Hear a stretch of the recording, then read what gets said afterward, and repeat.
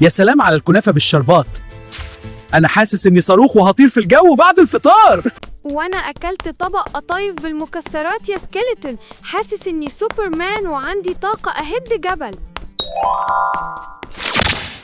يا خبر على كمية الشربات دي، انتوا وقعتوا في فخ الحلويات الرمضانية. طاقة مزيفة وهتخلص دلوقتي. أنا مدام كنافة، أجمل تحلية بعد الفطار، والشربات التقيل بتاعي بيخلي المخ يرقص من السعادة. وأنا عم قطايف، محشي نوتيلا ومقلي في الزيت، بديكم طاقة صاروخية من أول قطمة. شلال شربات يا فندم، ابعت إشارة طوفان السكر للمخ بسرعة، الحفلة بدأت. أنا الطاقة اللي جاية من الكنافة، هرفع سكركم لفوق وبعدين أفصل.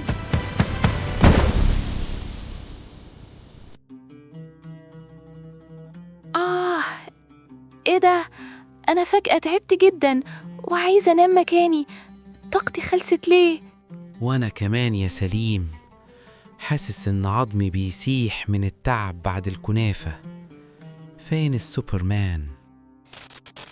دي مشكلة السكريات السريعة، ترفع سكرك زي الصاروخ وتنزلك على جذور رقبتك. واسألوا عم بنكرياس.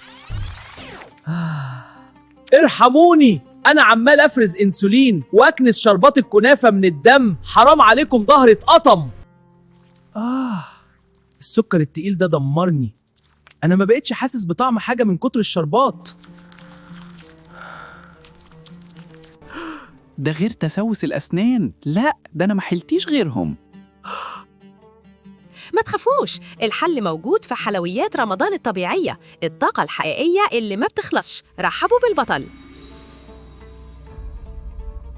أنا كابتن تمراية، سنة النبي عليه الصلاة والسلام، مليان سكر طبيعي صحي ومعايا ألياف بتديك طاقة طول اليوم.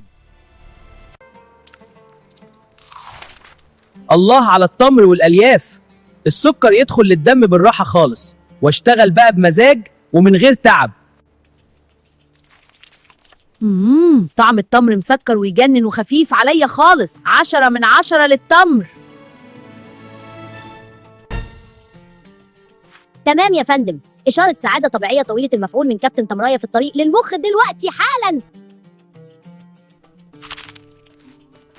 طعمه حلو قوي، وحاسس إني قوي بجد، وهقدر أصلي التراويح من غير ما أحس إني مرهق أو تعبان. يعني مفيش كنافة ولا قطايف خالص؟ كده هزعل. طب ممكن حتة صغيرة قد عقلة الصباع بس؟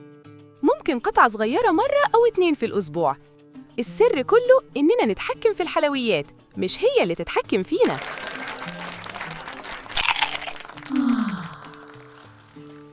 خلاص هنيجي مرة واحدة في الأسبوع.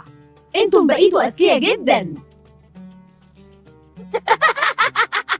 وداعاً للتعب بعد الفطار، إحنا هنشجع أبطال التمر والفاكهة والطاقة الحقيقية اللي ما بتخلصش. وأنا كمان هاخد طاقتي من التمر والفواكه الطبيعية من غير إرهاق ولا تسوس أسنان. خلوكم أبطال يا أصحابي، وافطروا على التمر وتحكموا في الشربات. استنونا في حلقة جديدة من وندر لاب. مع السلامة.